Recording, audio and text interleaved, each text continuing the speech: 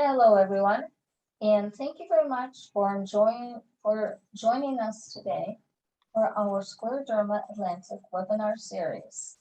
Today we are having a session called Ask a Dietitian, Eating Well for Scleroderma. I apologize that I have no image, but tried to join with the tablet, didn't work out, so here we are with what we need for.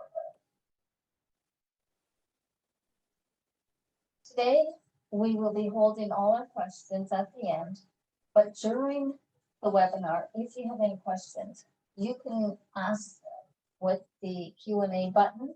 And here we're showing it at the bottom of the screen on a computer. And if you're on a tablet or an iPad, it's at the top where it says Q&A, and you just type your question in and hit enter, and we will go over all the questions after Cassandra has finished speaking, and she'll address them at that time. So now I would like to introduce today's speaker. Cassandra Burton is the founder of Lemon Wise and a holistic dietitian with a passion for natural health, preventative nutrition, and women's wellness. She loves trying new recipes, cooking, and staying active.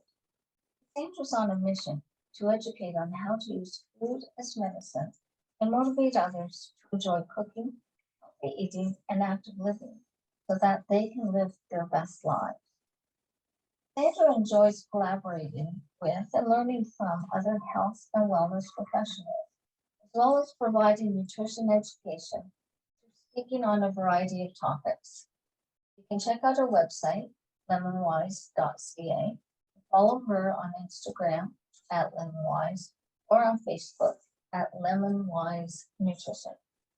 Thank you very much for joining us today, Cassandra.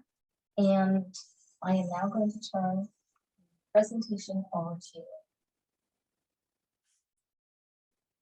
All right, thank you so much for having me today. It seems that I may have an issue sharing my presentation while you guys are able to actually see me here. So I'm going to share my screen. Unfortunately, you're not going to be able to see me while I'm talking, but as soon as I'm finished and for the question period, I'll bring it back up again. Oops. So, oops, just one second here. Share screen.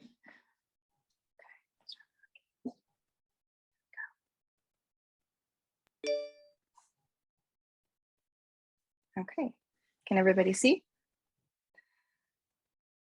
Oops.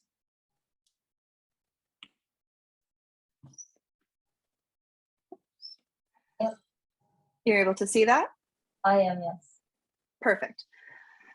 So again, thank you very much for having me today. And I'm going to be talking about basically just some ways that you can improve your health and help fight inflammation. And oops, just a second here, sorry. I'm just having issues with my slide. There we go. Oh, there we go. Okay. So I'm going to be covering some foods that are easier to swallow, some foods that help prevent and or reduce inflammation, and foods that are less likely to trigger small intestinal bacterial overgrowth. And I will finish the presentation by discussing a few supplements that you might like to consider. So I wanted to start just by talking about difficulty swallowing, because it is a common issue that people living with scleroderma have. And the medical term for that is dysphagia.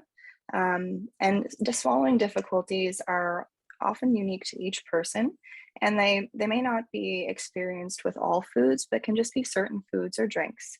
And naturally, it can have a negative impact on quality of life and make it difficult to enjoy meals with other people and eat your meals in social settings. So some of the potential causes of swallowing difficulties are missing teeth, dental pain, improper fitting dentures, stroke, neurological conditions, and conditions affecting GI motility, as well as certain medications. So I wanted to share this.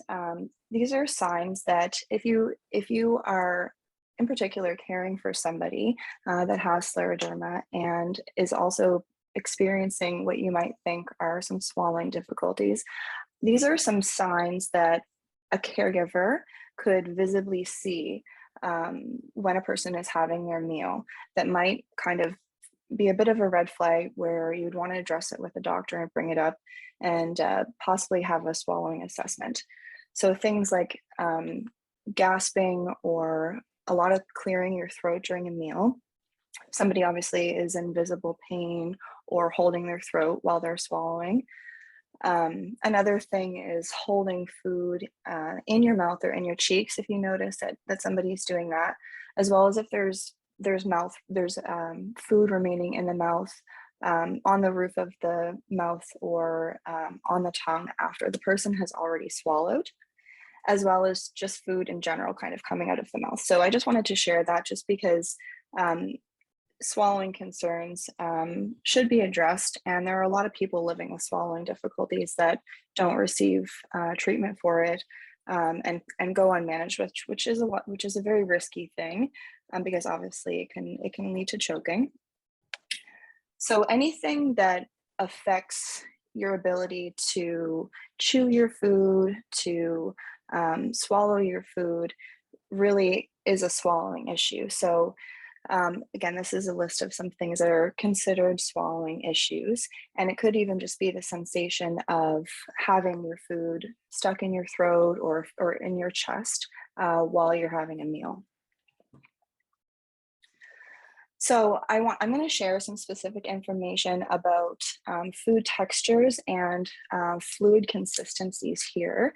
And if you have already received an assessment for swallowing, or your doctor or specialist has informed you that you are in fact experiencing dysphagia, then you might already be aware of this initiative. But the International Dysphagia Diet Standardization Initiative is an initiative to standardize food texture and fluid consistency recommendations for people that experience swallowing difficulties. And so they have some great resources on their website. And I just wanted to post a little disclaimer here that the information that I'm providing here is not intended to replace any of their resources, and that you should have a look at their website for specific information. So I wanted to just quickly cover some beverages here because we all need to drink. And for some people, you might not think that, but liquids can actually be very problematic because they flow very quickly to the back of your throat, and it's very difficult for a person to control that. As you may already know, swallowing is a very complicated process, and there can be issues with it can be related to opening of the mouth or saliva production or the esophagus itself. So there are a lot of different things that can be going on that can affect a person's ability to drink and eat. So what are considered thin liquids are any liquids that you're able to drink through a straw or out of a cup. So things like tea, milk, juice, coffee. And so for safer swallowing, sometimes thicker fluids can make swallowing a little bit easier. And that's because it gives you a little bit more control, and it reduces the chance of the fluid going into your airways. So as with anything nutrition related, you know yourself best. And if you are feeling like you're having some concerns with swallowing, paying attention to the thickness of your drinks can actually help make things a little bit easier for you. So the thicker fluids slow what's called oral transit time, which is the time it takes for basically from the point that the food has entered your mouth to the time that it gets down into your esophagus after you've swallowed. And so thicker drinks, and you would really be the best judge of this, kind of just experimenting with things that might be better for you. So fruit nectars instead of fruit juices are a little bit thicker. Some tomato juices, some smoothies, and some shakes can be made a little bit thicker. And so tomato juice is, if you can tolerate tomato juice, this is a great option. And I really enjoy tomato juice. So I included this picture here. This is the tomato juice that I like to drink a lot, and it's the President's Choice Blue Menu. And it is probably the thickest. I've tried Heinz, and I've tried, I think, just about every option that I've seen. And this is the thickest option. So if you're looking for a thicker tomato juice, definitely recommend that one. And then if you're having difficulty swallowing, like if you're choking on water, or if you're choking on your tea or coffee, that type of thing, just be cautious of foods that melt at body temperature, because they also are classified as thin liquids. So these are things you might not necessarily suspect, but jelly desserts like Jell-O, they melt very quickly on the tongue and then flow to the back of the throat. Popsicles and ice cream bars, ice cream and sherbet, that type of thing. And that doesn't mean don't eat these things ever, but just if you're having concerns, just something to be aware of. And I wanted to share this slide on commercial thickeners, because not that anybody wants to use a thickener to thicken their beverages, but it is actually a very, if you're having swallowing issues, it's a very viable option. And particularly for elderly folks, if you're living alone, you don't have somebody to help you with meals and meal preparation, this is the type of product that can kind of help you care for yourself and can help you, for example, as you age, maybe stay at home a little bit longer, because choking is a serious hazard. So I wanted to share this as an option here. And I will say I've actually tried most commercial thickeners. I've sampled them in different types of juices. I've sampled them in coffee and water. And Nestle Resource Thicken Up Clear is by far the best product on the market. It's a tasteless, colorless xanthan gum-based thickener. And I put a little note here that xanthan gum is well tolerated by most people with IBS. And as I will discuss later in the presentation, SIBO and IBS have a lot of overlapping symptoms, or are overlap in a lot of ways. And xanthan gum is a low FODMAP fiber. So this is a good option to at least experiment with. And if you want to try something like this, I would definitely, or if you're curious about it, I would recommend trying it. Just make sure you follow the preparation instructions, and it's just a powder. Mix it into the liquid, allow it to sit for the amount of time recommended, and you can get this online or through a pharmacy. And so just a couple tips here, just from my experience with thickeners. Just make sure that you're going to be reading those labels carefully if you want to try one. Check for gluten, lactose, or any other allergens or particular criteria that you need for religious or cultural reasons. Just make sure that you're following the instructions. And I would definitely recommend trying these with a fruit juice, a lemonade, or an iced tea. And then you can also, because I did mention how some of those frozen treats can be a little bit problematic for people that are having swallowing difficulties with liquids, you can thicken your juices and just pour them into a nice ice pop mold and freeze them. And honestly, you can barely even tell the difference with the popsicles. And then another nice point is that you can use these thickeners for hot or cold. And so if you're making a tomato sauce, or you have a cream-based sauce, or you're using I know you can get some oat alternative. It's basically an alternative to dairy cream for thickening sauces. There's now some oat options available. And so that's for somebody that, if you're lactose intolerant, might be a nice option. But you can thicken these products and thicken sauces with the thickeners, and then you can use those sauces as a base to make a whole bunch of other dishes.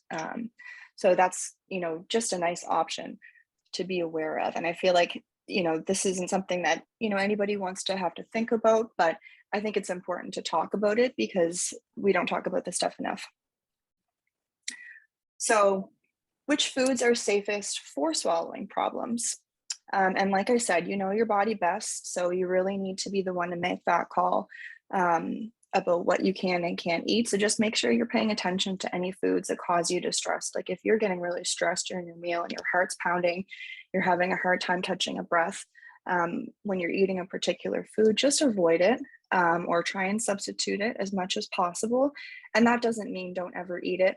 But if it's really causing you a lot of stress, then it's probably best to try and avoid it totally. If you can eat in the company with a loved one, that's always a good idea. And then again, talking to your doctor about any swallowing concerns that you have. So I wanted to just cover some high risk foods here, and this is very general. Like every single person is going to be unique, and you should absolutely have an assessment to determine if there's particular textures or thickness of a fluid that you should have. But these are just some good general points. So if you have high risk foods, basically to consider avoiding, foods that have more than one texture, and that doesn't mean all foods with more than one texture, but a couple of examples that could be problematic would be like a mince style meat with a really thin gravy. So it would be better to have a mince style meat with a thicker gravy. It would be a little bit easier to swallow because it's going to slow the food down. It's going to give your cheeks a chance to come in and your tongue a chance to have a little bit more control over the food before it goes down your throat. Cereals that don't blend well with your milk, so they're still really hard or really crunchy, even after they've been sitting within the liquid for a while. So I know that some granolas are nice because they kind of get soft, and but there are some cereals out there that I find that they really stay hard and crunchy, and those ones might be ones that you want to avoid. And then for some people, dipping bread or rolls in soup can actually make it more difficult to swallow. So it might be better to just have small bites of your bread or your roll and then have your soup bites separately. So fruits or seeds that have a husk, which is a dry outer covering like a sunflower seed, is something that could cause you to choke if you're having swallowing difficulties. Some breads. So bread is actually, bread is a big one. And if you can have your bread soft, toast, like toasted bread or really dry, crumbly bread the little bits can come back into your throat and cause you to choke or cough. So just taking, again, it doesn't mean to avoid them entirely, but having small bites, just kind of experimenting with different breads that might work for you. And then dried snack vegetables like corn is another one. You see those, even things like dried edamame or dried lentils, that type of thing, they break up and they're flaky and fibrous and they stick to the back of your throat. So thick skinned fruits. So grapes might be problematic for some people, tomatoes, baked beans, they've got that little skin on them. So that can kind of get caught in your throat. Again, anything really crumbly like biscuits, not all biscuits, but certain ones might be problematic. And then just avoiding hard foods. So hard candy, really hard nuts and seeds. And tough meat is another one. If you're sitting there and you're really labored to try and chew your meat up, it might be too tough for you. So I got a couple food preparation tips here that might help with some of these issues. So cutting your vegetables and your food into bite-sized pieces. So what is bite-sized? That really, you have to be the one to decide that, but just smaller, more manageable pieces. Ensuring that your vegetables are well cooked and tender. You should be able to insert a fork and break it apart with no problem. Mashing your veggies. So if you're going to mash your potatoes or you're going to have mashed turnips or whatever it might be, just give it a good mash and make sure, particularly with potatoes, if they're really dry and lumpy, it can be a choking hazard. And then for meats, cooking your meats and less tender cuts of meat as well. So like those stew packs, certain cuts of steak or whatever it is that you like to use with your cooking. Using a slow cooker is actually a really nice way, not only to cut back on some of the labor in the kitchen, but get make some of these less tender cuts more tender, and in general, just make your meat more tender. So I would recommend doing slow cooker on low for 8 hours. It's really going to be a nice tender meat. Things like pork roast, that type of thing, in a slow cooker for 8 hours is going to make that meat nice and manageable. And then if you don't have a slow cooker, using the oven, 2 to 250 degrees, and it's usually at least double the amount of baking time in an oven. And in some cases, you may want to cover it in tin foil just to kind of expedite the process a little bit, but cooking it low and slow prevents the meat from getting dried out and tough, which is what you want to avoid for safer swallowing. So some serving tips for serving your food. Use thicker gravies and sauces as opposed to thinner sauces and gravies. Using some liquid, so broth, milk, gravy, or fats like butter, margarine, even juice if it's a dessert, to moisten that food to make it a bit more easy to swallow. And then using ground pepper and salt as opposed to the freshly cracked, because the little bits of pepper and salt are irritants to the back of the throat. Even serving your meat, so instead of having dry meat can generally be a little bit dry and harder to chew up and swallow for most people. So having a nice thick gravy with that, or a nice sauce with it, can make it a bit more manageable. And then always keeping a beverage to sip on, just in case you need a little bit of fluid in your mouth while you're eating. And then finally, for desserts, I put a little tip here for just, and most people do this anyway, things like pie crust can be difficult to swallow. So adding a little bit of moisture to it, or something a little bit creamy with it, can help, like a whipping cream or a custard or a nice yogurt. So I've got some pictures here of some swallowing friendly foods. And again, these are, so yogurts come in a variety of different consistency. So some people might find that a thinner yogurt, like a Balkan style yogurt, they have absolutely no problem with, and that's great. Other people might like to try something a little bit thicker. So if you find that you're having a difficult time swallowing your yogurt, and that's something that you like to eat, there are so many different consistencies available that you can experiment with.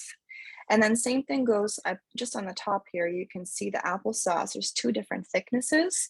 So, if you enjoy eating things like applesauce, you can experiment with some different brands, or if you're making your own applesauce, you can have an applesauce that's a little bit thicker. And of course, so yogurts, custards, puddings, porridge, and hot cereals cooked to the instructions are great swallowing friendly and nutritious foods. And then of course, soups.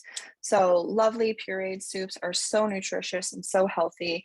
You can really do a lot with soup and get a lot of nutrition in there without really worrying about swallowing. So if you're having a lot of difficulty, soups are a great option, especially pureed soups. And then I put a little bit of soup wisdom here for anybody that hasn't tried this trick, particularly if you are lactose intolerant. Adding a white potato to your, a white or a yellow potato to your soup while you're in there simmering with the rest of the ingredients acts as this. It does the same thing that adding cream to a pureed soup would. You get this nice, creamy, thick texture. You just want to make sure that it's peeled, that it's cut into small pieces, and really well cooked before you puree with the rest of the soup. So a couple more tips here, specifically if you're having issues with biting your food, chewing your food, or it hurts to chew your food. So which are all swallowing related issues. Try mashing your food. So if you're things like a banana or an avocado, just using a fork, you can mash your potatoes. And then if you're really struggling to chew your food properly, that's a concern. So just making sure that it's small enough pieces. Those pieces can go through a fork. And And if you're really struggling, you can add some liquid to it. You just want to make sure that it doesn't separate, the liquid doesn't separate from the food too much. So if you're having, for example, like a mashed potato, if you're mashing your potatoes up and then it's in a really, really thin running gravy and that's pouring out from the potatoes, that's not an ideal situation. You want a gravy that's thicker. So I'm going to switch gears a little bit, and I want to talk a little bit about inflammation here, because there are a lot of things that lifestyle and diet, things to consider with scleroderma and other health conditions as well, that inflammation obviously plays a major role in. And so diet is a way that modifying your diet to include more anti-inflammatory foods is a way to just prevent further tissue damage and also sort of mediate some of that inflammation that's going on and down regulate some of the mediators that are causing the inflammation.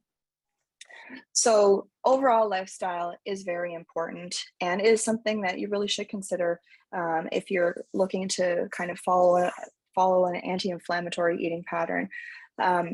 Frequent fast food consumption, a lot of sugar, sodium, and refined carbohydrates like fried potatoes and fried foods, that type of thing. Lack of physical activity.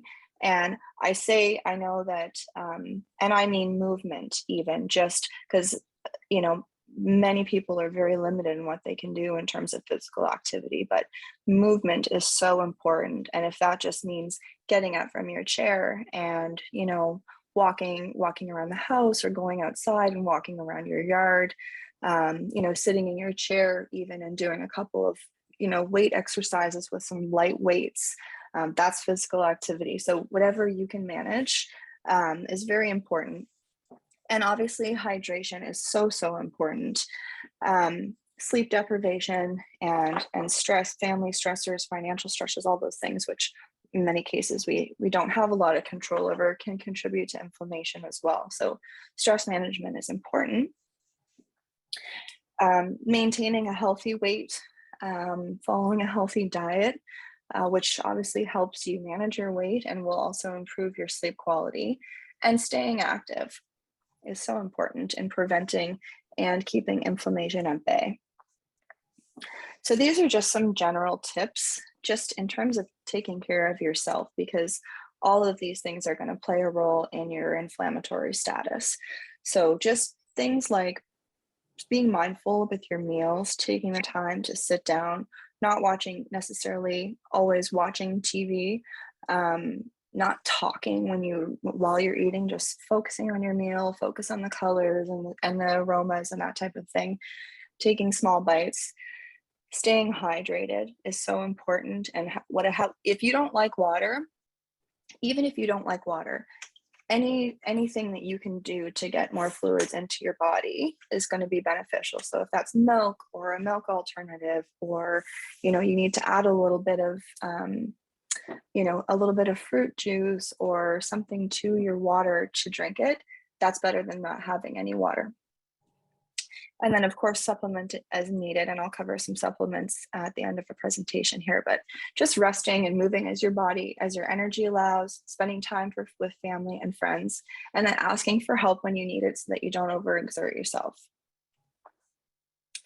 And I just wanted to share this because it's something that we might not always think about with respect to nutrition, but the way that our thoughts, our emotions, and our stress all affect the way that nutrients enter our cells and the way that they leave cells. So it's worth considering how you're talking to yourself. If you're feeling really negative, or if you're feeling really down on yourself, you're going through a really difficult time, maybe finding somebody that you can talk to, or having a friend, or calling a family member to try and maybe bring your mood up.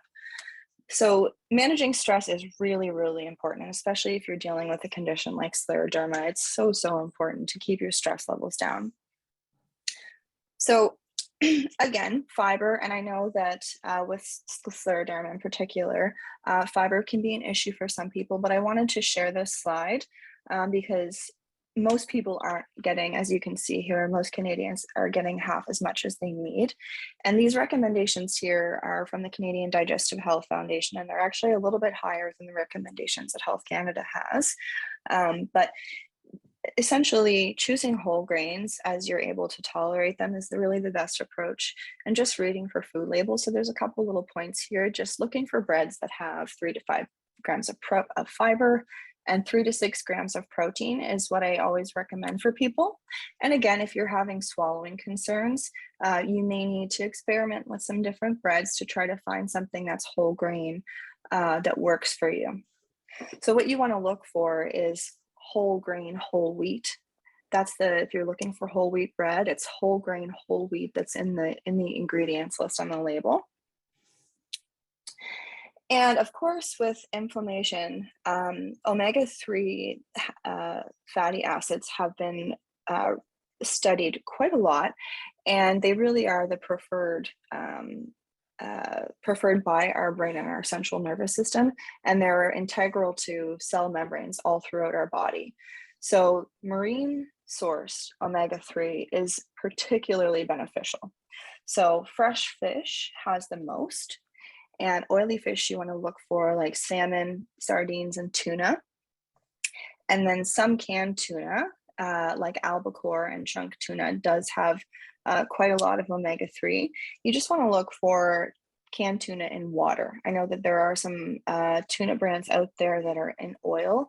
And what ends up happening, because omega-3s are fat soluble, they get lost in the oil when the oil gets poured off. So make sure it's in water.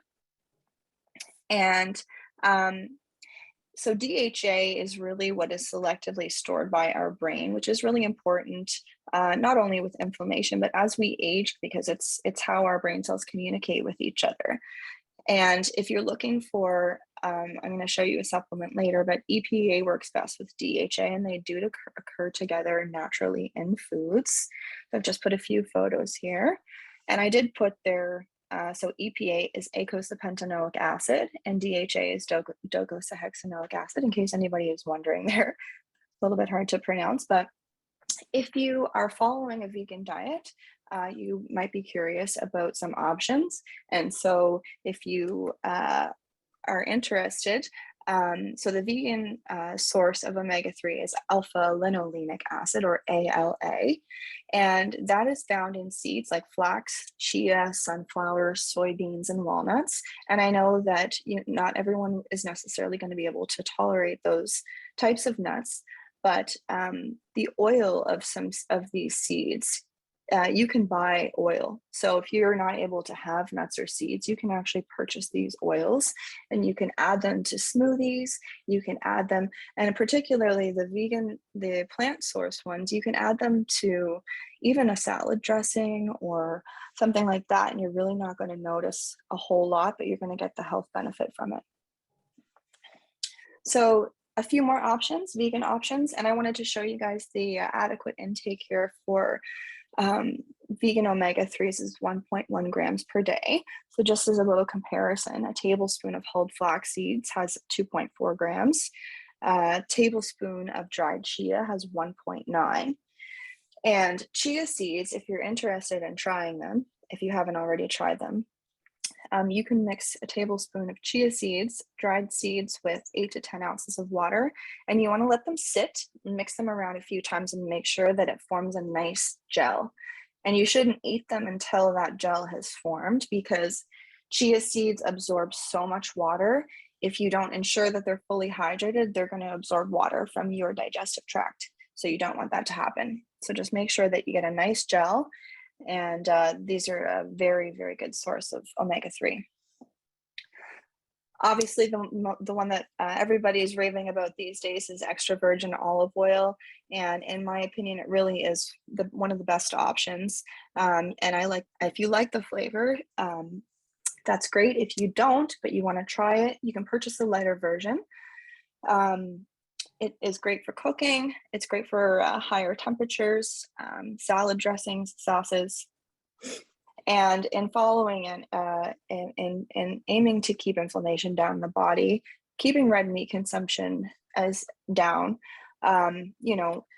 When I say minimal, maybe, once a week or once every 2 weeks, that type of thing, just depending on your lifestyle and your family. So lean proteins, fish, legumes, tofu, if you can tolerate them, they're great options.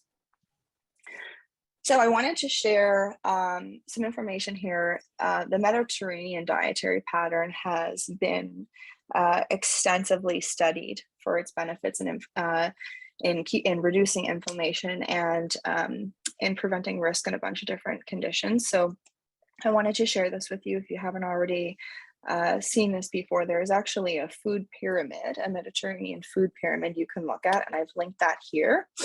But basically what it is it's at the base of their pyramid, they are emphasizing activity and social connection, shopping for and enjoying whole grains, fruits, veggies, herbs and spices, and healthy fats on a daily basis.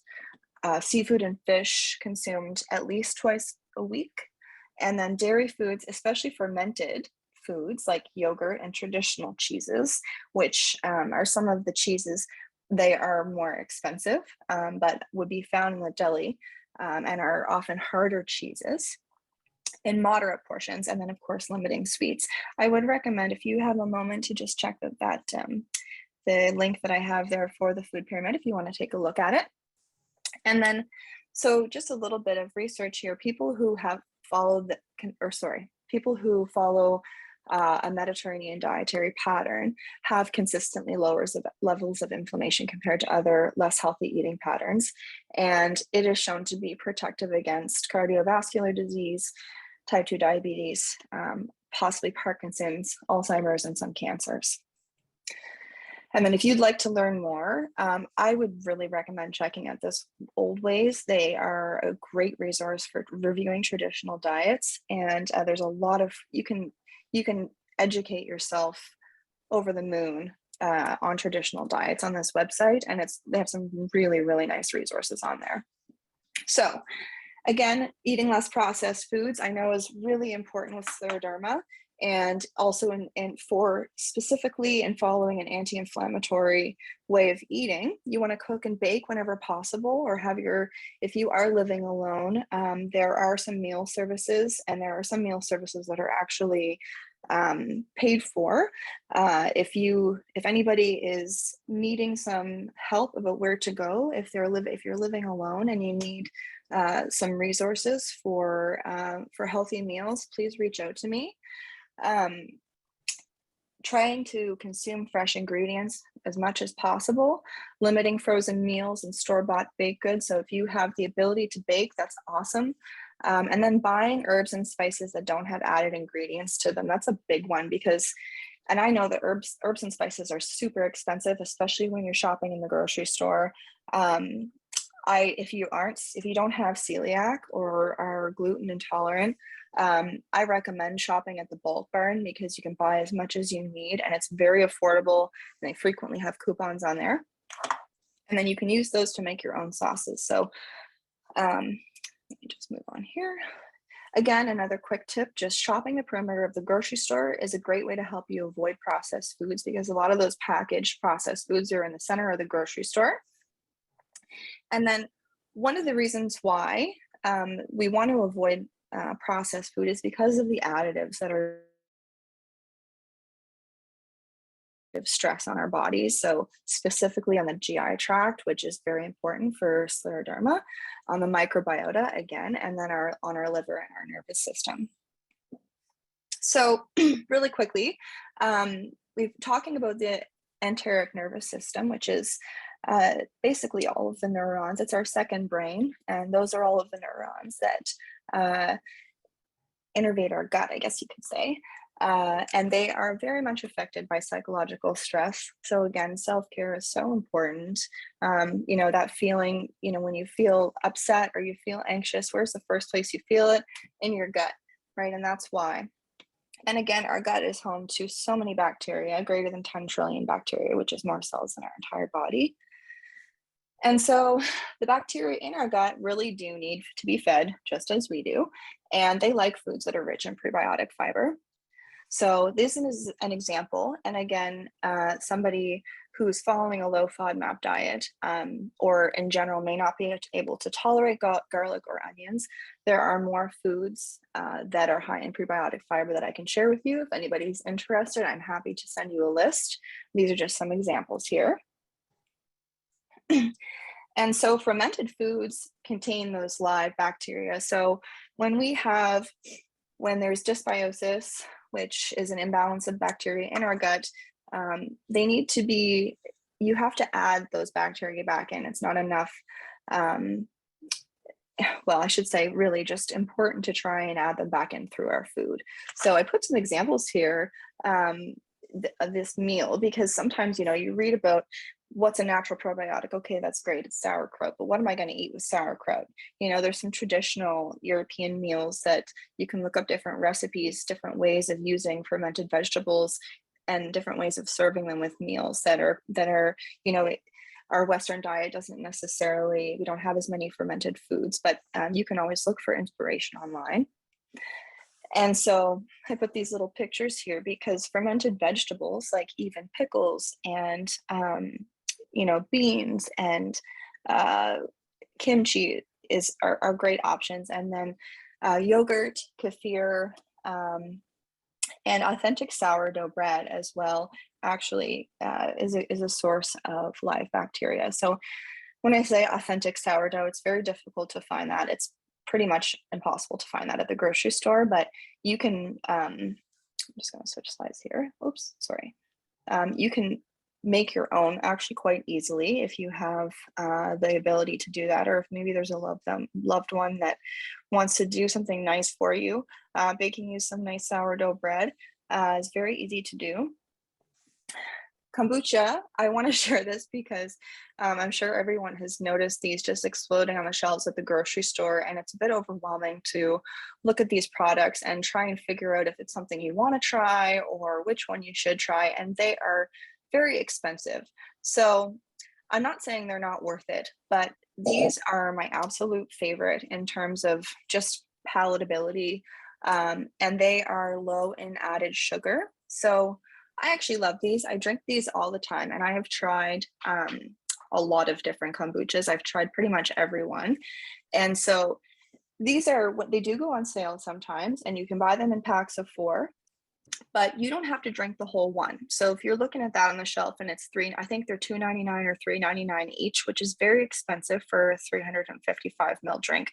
However, this, you could get 3 or 4 servings out of this. So this is a tea-based. So kombucha is a tea-based fermented drink. So it's basically black tea, and it's a little mixture called sweet tea that it's made with. And you can actually make this at home as well, but it's made with sugar and tea. And then it's called a SCOBY, which is essentially a little organism that goes in with these ingredients, and it ferments it eats the sugars, and it turns into a lovely fermented drink. So these do have a little bit of caffeine because they're made with tea. But it's less than 15 milligrams of caffeine in an entire drink. So it's about the same as a cup of decaf tea. And many of these are really mildly carbonated with a light sweet flavor. So you can even just pour this into a shot glass and sip on it, and then put the rest in a mason jar sealed in the fridge and keep it, and just have a little shot with your breakfast in the morning, or with your lunch in the afternoon. And it's a nice way to avoid alcohol over the holidays, and it kind of looks like wine, so that's kind of fun. I just wanted to share a little picture there with my nutcracker in the back. And there's some nutrition information if anybody's interested. So those 2 flavors are the best ones.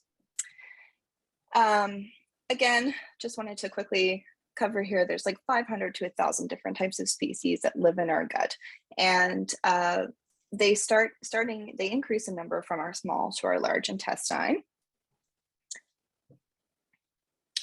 and they do have an influence on our brain function and on our behavior, which is very amazing. You've probably heard of the gut-brain connection.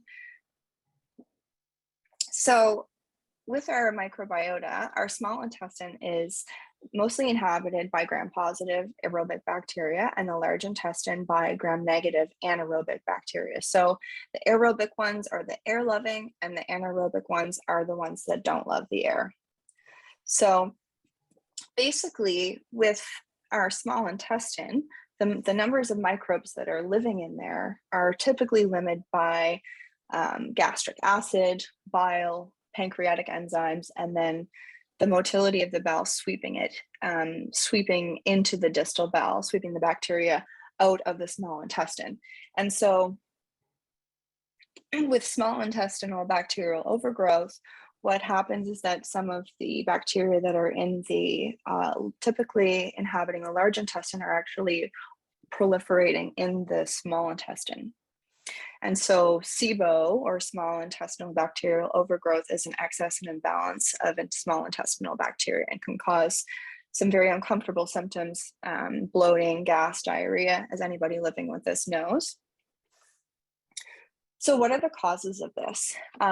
So it's not definitive, but a lot of research is pointing to PPI, so proton pump inhibitors, medications that many people with scleroderma take to suppress gastric acid. And then as well, pain medications like opioids in particular can actually disrupt our body's defenses, which normally keep the bacteria in the small intestine in check. So again, some of these other issues with bowel motility, liver disease, and gastroparesis can cause SIBO. So what are the nutrition concerns? I mean, anybody with SIBO knows that chronic diarrhea is a major concern, and that can lead to dehydration, impaired fat digestion, and steatorrhea, which is essentially fat in your stool. And then this can also cause carbohydrate malabsorption because the bacteria are competing for the carbohydrates that are in your food, as well as vitamin B12 and other nutrient deficiencies, because a lot of those microbes are also competing with your gut for your body, really, for the vitamin B12. So vitamin B12 can be a major issue.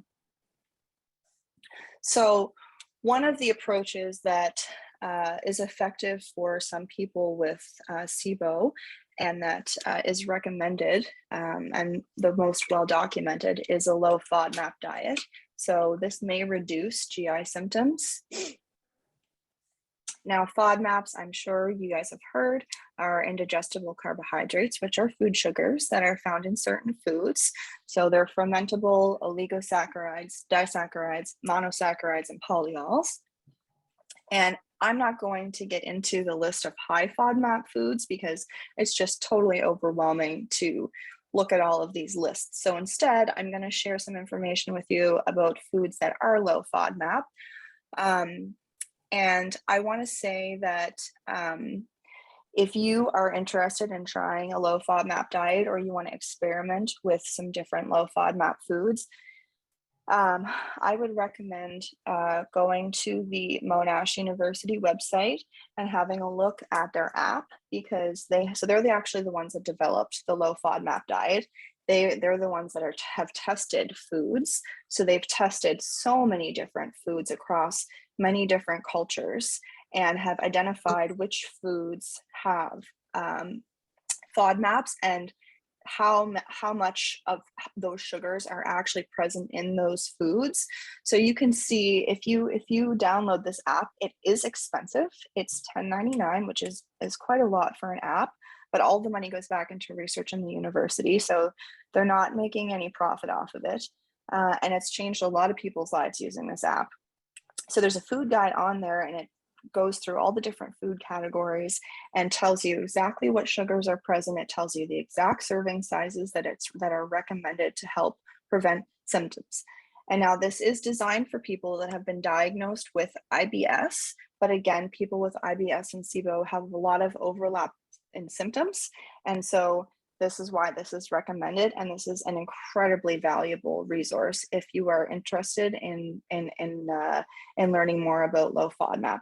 And I should say it is designed to be used in conjunction with a dietitian, but you can go through the first step of the diet without support from a dietitian. And it's very user friendly. So I will say as well at the end of this presentation, if anybody has a food that they want to ask me about, I've got my app open here on my iPad. I can't screen share the app because of copyright issues, because it is just for personal use. But I'm happy to look up a food for you if you're wondering. So anyhow, back to the low FODMAP presentation here. Refined carbohydrates, as I'm sure a lot of you know, are present in a lot of baked goods, fried foods, fast foods. So they're made with refined grain flours and they are easily fermentable. And so these are the ones that the bacteria that are in the small intestine are fermenting these and causing all of this gas and acid production.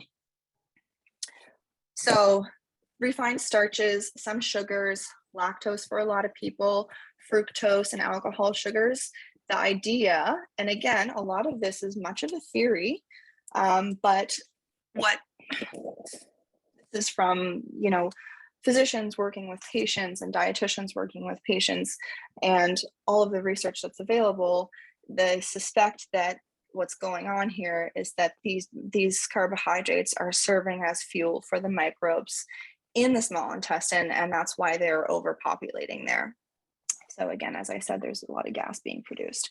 So whole grains and vegetables as tolerated can theoretically limit the proliferation, I'm sorry, I'm tongue-tied there, of bacteria in your small intestine and may increase gut motility, which, I mean, that's definitely worth experimenting with. So some options here. There are so many foods and things I could get into, but I don't want to overwhelm you guys. Breads, cereals, rice, and pastas. So anything, again, with traditional sourdough. If you're looking for a product, something that says sourdough spelt bread, or bread products that are made with 100% whole grain spelt flour are low FODMAP breads. If it's feasible, making your own is more cost effective. You can make a sourdough starter with spelt flour and orange juice, fresh squeezed orange juice on your counter. It takes a couple weeks, and then you can bake your own sourdough bread. Or if you have difficulty in the kitchen preparing and baking and cooking and that sort of thing, maybe a loved one or a caregiver can help you with this because it is fairly simple. So some options for low FODMAP for breads are, as I mentioned, sourdough, authentic white or wheat sourdough, cornbread, which is awesome because that's delicious, and a lot of gluten-free white breads that you can buy, mostly found in the freezer section of the natural health products section of the grocery store. And yes, they are quite expensive, but they do go on sale. And if you have a celiac diagnosis, there is a tax, you do have a tax break at the end of the year if you have a diagnosis for the cost of these gluten-free products. So I don't typically share lists like this in a presentation, but I wanted to put these here because it can be really difficult to find reliable information about what foods are low FODMAP. So I did put this list in here just as a quick reference because obviously I'm a dietitian and I think that veggies are really important. These are some examples. These are all low FODMAP. These foods have been tested. These are low FODMAP vegetables that you can eat. And I've included a good variety. So there's some Indian Valor beans in there. We've got some foods that would be used in Asian cuisine like bok choy, broccolini, and just some different options there. So I hope that I hope that people can find some nice variety in there. And then this is a massive list, but it's just how do you choose which one? So I thought that this might be valuable for some people to have a look at.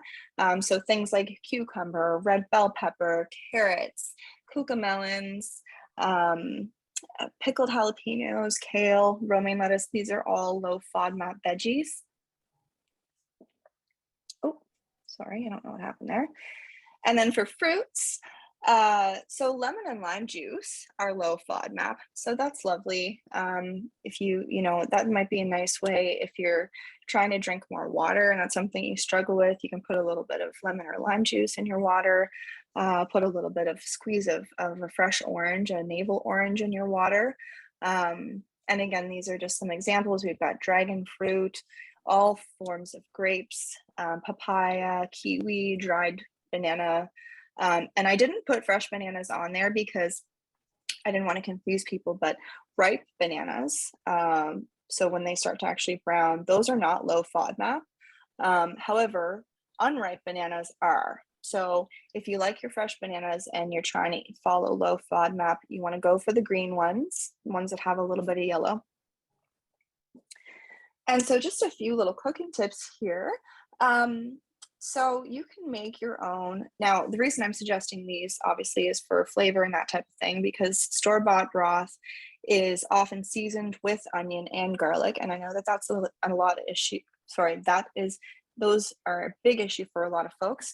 So making your own bone broth or broth in general is actually very simple, and you can keep bone broth is actually very high in iron and a lot of other minerals. So and the more variety of bones that you use, the better. So if you're cooking meats that have bone in, and you're able to keep your bones, you can keep your bones in a bag, in a Ziploc bag. You can keep your bones in a Tupperware container in the freezer, every 2 weeks or once a month. You can take those bones out and put them in a stock pot and simmer them down to get a nice, very nutritious. What you would get, the broth that you would get from doing this is far more nutritious than any broth you would buy in the store. And you can infuse oils. So garlic is an issue for a lot of people. So you can infuse olive oil or any oil with fresh garlic, and that is low FODMAP. So a few resources. Again, dysphagia is difficulty swallowing. The IDDSI, it's IDSI, the IDSI site is a great resource. If you are interested in experimenting with textures or fluid consistency, or if you're caring for somebody and you want to look at some very reliable information, check that out. Again, nestlehealthscience.ca. They are an amazing resource actually for patients. They have a lot of really good information on there that's worth checking out. And so IDSI has an upcoming webinar series on December 2nd. That's Calgary time, so just make sure you're checking, but it's holidays for patients with swallowing issues. So, and again, these guys have some awesome resources. This is definitely worth checking out if you're interested. So I included a little screenshot on there, and that's on idsi.org. And then these are some great low FODMAP resources. So Monash FODMAP.com. Check out the recipe section. Their recipe section is amazing. And then the app actually has a bunch of recipes that aren't on their website. So between the two, if you're looking to try low FODMAP, there are lots of resources or lots of options there. And then another site here, foodintolerances.org, is another good one you might want to check out. So now we're getting almost 3 o'clock here, so I'm going to go through this quickly. Supplements of interest to people with scleroderma. So vitamin D, and now vitamin D is so important for inflammation and bone health. And if you're looking to, I recommend to everyone to take a vitamin D supplement, and I would start taking it. You can take it on its own, or you can take a combined supplement, but I would start taking it in September or even at the end of August if it hasn't been a sunny summer, or if you aren't able to get outside and get a little bit of sun on your skin. So again, Health Canada recommends 400 IU per day of vitamin D, and these are, a lot of mostly dairy and seafood. Meat related products have vitamin D, and it can be very difficult for anyone. There are a lot of people that are deficient in vitamin D. So looking for a supplement, if you're just looking for vitamin D, I would recommend getting the liquid supplement. Those are definitely higher quality. And the upper limit for vitamin D is actually 4,000 IU. So I would recommend going to 1,000. I take an 1,000 IU vitamin D myself, and it's just a couple drops. So this is a different product here. This is an omega-3 product. Again, I mentioned how beneficial omega-3 fats are for keeping inflammation down in the body. And marine sourced omega-3 by far is the absolute best. So if this is something that's feasible, if you can afford this, I would absolutely recommend getting the liquid form. This product here. Now goes on sale. I think it's $19.99, but look, it has the vitamin D in it as well. So then you don't have to buy the $15 vitamin D product. You just spend the 20 bucks, you get your vitamin D and you get your omega-3, and it's a marine source. So this is in terms of quality and effectiveness, I would say overall, a liquid form is going to be a bit better than a capsule. And one of the reasons for that is that these capsules are companies that are making capsules those are concentrated oils. And so when they have to concentrate the oil, they actually are, there's other components of the natural oil that are being removed. And so it's really like some studies have because of the quality of the oil, some studies have shown that liquid forms can be more than 30% more effective than capsule, which is why I would recommend this. And for anyone interested, so for all folks with scleroderma, nutritional deficiencies are so much a concern. Considering taking a multivitamin, I think is definitely worthwhile, particularly if you are you're also experiencing swallowing issues, because swallowing issues also put people at further risk for malnutrition. So there's just a few little guidelines here, just something that's got 15 milligrams of zinc, at least 10 to 18 milligrams of iron. And then these fat soluble vitamins, sorry guys, A, D, E, and K are the fat soluble vitamins. And a lot of people with SIBO would experience, some people would have fat malabsorption. So this is a good option. Vitamin B12, again, like I said, keep doing that, guys, sorry about that. Vitamin B12 is really important as well. So if you've been identified with specific malabsorption issues, or you have nutritional deficiencies present, obviously you may need to supplement at a higher level, but this is just a general recommendation. And then some specific tips for scleroderma. So these are just general nutrition tips. Really, you want to make sure, major emphasis on protein and healthy fats.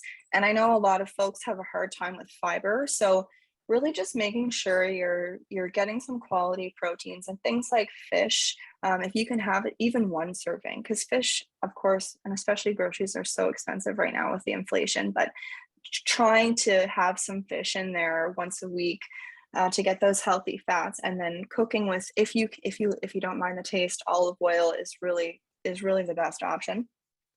And if for some reason, if you are having a flare up, or you're kind of out of commission for a couple days and you are really struggling to get food down, it can be really helpful to have some meal replacements on hand, some meal replacement drinks or some protein, just so that you can make sure that you're getting the nutrition into you that you need, because that's so important. For variety, I would say just emphasizing fruits and vegetables, even if you're following low FODMAP, trying to get 2 to 3 colors in per day. And if you can only get 2, you know what, that's great. Try to go for 1 green and 1 orange, or 1 green and 1 red veggie, but 1 green and 1 orange is a really good goal if you're just trying to get some color in your diet. And then including natural probiotics. And I'm saying natural probiotics because there's a lot of conflicting research on probiotic supplements, particularly with SIBO. So mainly because a lot of the products on the market are inconsistent, and the regulation around them is not always, well, it's essentially health products are unregulated in a lot of ways. So you don't necessarily know what you're getting. So just sticking to dietary sources of probiotics is probably the best route to take. And anybody that has more specific questions about SIBO and probiotics, definitely let me know. I will answer them to the best of my ability. But thank you very much. I'm sorry, I went a little bit over time there, but if you have any questions, please ask away. Thank you very much, Cassandra, for very thorough and informative talk. And unfortunately, I can't see any questions. So Mary Ellen, are there any questions for Cassandra? Not coming in yet.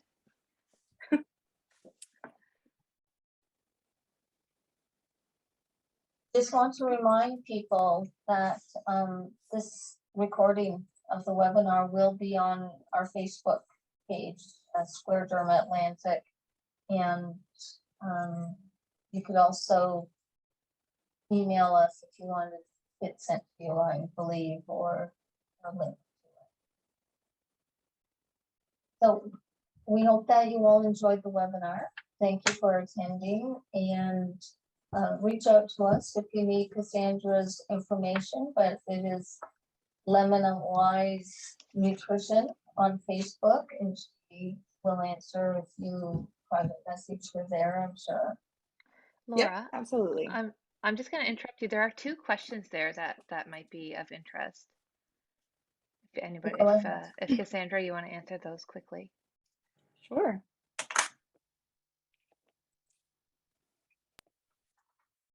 So the first one is, what is the type of omega-3 liquid in dose amount with the vitamin D?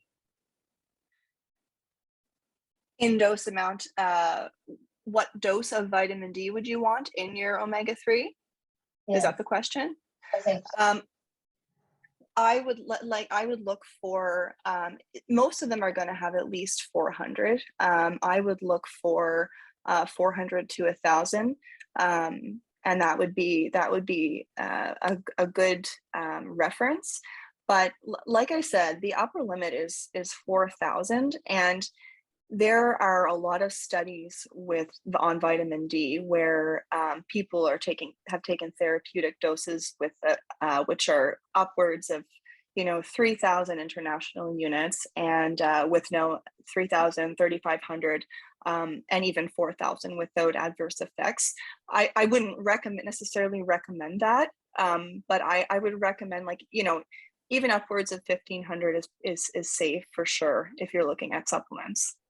So do you know the brand of the omega-3 liquid that you showed us? Yes, so it's called Nutra C. It's NutraSEA, like the ocean. And that is only available in the refrigerated section. So the one that I picked out there, that's actually the one that I take. That's a good option. And now you can get that in different flavors. If you don't like lime, you can get grapefruit, I think. You can get orange, lemon, and there might be even one that's flavorless, but honestly, it does have a little bit of a flavor. So I would recommend going for one of the flavored ones. And do they burp fish afterwards, No. So it's the way that this stuff is, the way that it's made, they basically remove all of that stuff that causes that fishy aftertaste and that fish burp. So it's very, there's a subtle, very, very subtle hint of marine, just like that ocean sort of flavor, but it's not fishy. I don't know how to explain it, but it's very, very subtle. Okay. Yep. Question is, do you have any tips on dealing with gastroparesis in terms of improving motility with our food? Like, what foods will go through our gut faster so that or help the muscles in our stomachs and our intestines move the food better. Move the food better. I'm just thinking here. Just 1 second here. I'm going to, just 1 sec. Grab this. That's why we end up with the small intestinal bacterial overgrowth. It just sits there. So foods that are, sorry, I just wanted to check something here.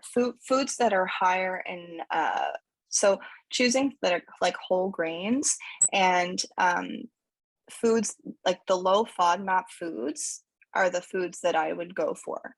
So some of those lists that I shared, like the fruits and the vegetables, those are the foods that you would want to choose. Even so, for in terms of dairy, just a second here. So for cheeses, if you're looking at different cheeses, Swiss cheese, Monterey Jack cheese, Gruyere cheese, Brie, Camembert, cheddar, cottage cheese. These are all low FODMAP options, and in theory would help with gut motility. Let me just see here again. So in terms of, like, these might not work for everyone. It's very, very individual. So these are, you really have to try, if you're going to try low FODMAP, you really want to do a proper elimination diet. And I'm just looking at some vegan options here. So black beans are a low FODMAP option. Brazil nuts are a nut option that's low FODMAP, as well as chestnuts. I'm just going to look through here. That just is some, That's good so far. What about these nuts that you're suggesting? Are nuts gluten-free? All nuts are gluten-free. The only concern when you're buying nuts is that you're going to want to make sure that, so if you need your food to be gluten-free, if you are gluten intolerant or if you have celiac, don't buy your stuff at the bulk barn. Definitely want to buy things in sealed packages. So that's the only thing. Now, anyone else that if you're not concerned with gluten, I would definitely recommend buying your nuts at the bulk barn if you can, because they are oftentimes on sale there, so you can get some good options. Because I find the nuts at the grocery store are quite expensive. Okay, so you suggest a bunch of cheese, but a lot of us can't have lactose. Will the lactose-free Swiss cheese, for example, help gut motility as much as the Swiss cheese with the lactose? So a lot of cheeses are actually very, very low in lactose, even cheddar cheese. Now, that doesn't necessarily mean that a person can tolerate it, but most, let me just see here. I'm going to look at the lactose-free ones. If there's any, I'm trying to think. A lot of hard cheeses are very low in lactose. So things like Parmesan cheese. So Parmigiano Reggiano is a good one if you're lactose intolerant. You can buy Parm petals, or you can buy shredded Parmesan cheese. And like I said, cheese that's traditional cheese is made with microbial enzyme, salt, rennet, and milk, and it's colored with like a pigment, a natural pigment. So like cheddar cheese traditionally is colored with a natto seed pigment, and you can still buy, again, this is a little more expensive, but you can buy traditional cheddar cheese. There's a brand called Dairy Isle, and it's actually an Atlantic Canadian brand, and so these don't have modified milk ingredients or anything like that added to them. And they might actually be a little bit more tolerable for some people that have issues with like a Cracker Barrel cheese or like a President's Choice cheese. Okay. Yeah. Thank you. We're over time now, so we should really wrap this up. Once again, I'm going to thank Cassandra for sharing her knowledge and thank everyone who has joined us. And I'd like to talk about Giving Tuesday. We all know that retailers take part in Black Friday, and that's the Friday after the American Thanksgiving. It's also the opening day of the giving season. So when it's time to give to charities, companies, individuals, we all join together and rally for our favorite causes during the giving season and for our family and our loved ones. So in the same way that the retailers take part in Black Friday, the giving community comes together for Giving Tuesday. So Giving Tuesday this year is November 30th, and all the donations that are given on November 30th will go to support the Atlantic David Shea Memorial Patient Fund, which is coordinated by Scleroderma Atlantic. And it too is a giving organization for people who have extra medical expenses or travel expenses, can't afford medication if it's a sort of one-time expensive thing. The David Shea Memorial Fund uses the money that's raised to give back to people with scleroderma in Atlantic Canada. So it's a very worthwhile incentive to give funds to on giving. So the next seminar is going to be Life with Scleroderma, personal story. Just watch our Facebook page to see the details for December 19th seminar. And we look forward to you there at that time. Thank you very much.